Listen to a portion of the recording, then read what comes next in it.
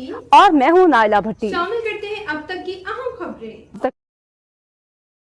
रुख करते हैं सियालकोट, जहां डिप्टी कमिश्नर अवैस मुश्ताक का चेहलम के मरकजी जुलूस का मुआयना, सिक्योरिटी और इंतजामात का जायजा। सियालकोट डिप्टी कमिश्नर अवैस मुश्ताक ने चेहलम के मरकजी जुलूस का मुआयना किया और सिक्योरिटी समेत दीगर इंतजामी उमूर का तफसीली जायजा लिया।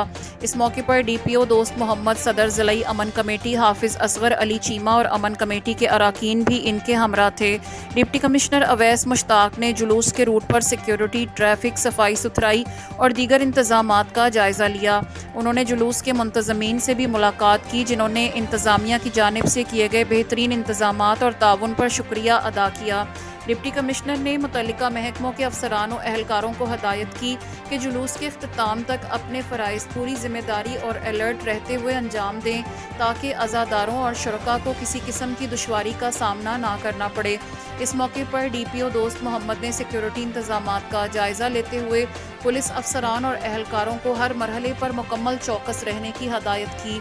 डिप्टी कमिश्नर अवैस मुश्ताक ने कहा कि ज़िला इंतज़ामिया, पुलिस और तमाम मुतल्लिका इदारे चेहलम के पुरअमन इनकाद के लिए मुकम्मल तौर पर मुतहरिक हैं। उन्होंने जुलूस के शुरका से अपील की कि वो ज़ाब्ता अखलाक पर अमल करें और ज़िला इंतज़ामिया और पुलिस के साथ मुकम्मल ताउन करें। ज़िला इंतज़ामिया के मुताबिक चेहलम के मरकज़ी जुलूस के पुरअमन और महफूज इनकाद के लिए सिक्योरिटी समेत तमाम इंतज़ामात को मुसलसल मॉनिटर किया जा रहा है। तक के लिए इतना ही। मज़ीद खबरों और अपडेट्स के लिए देखते रहें साहिबा न्यूज़ HD।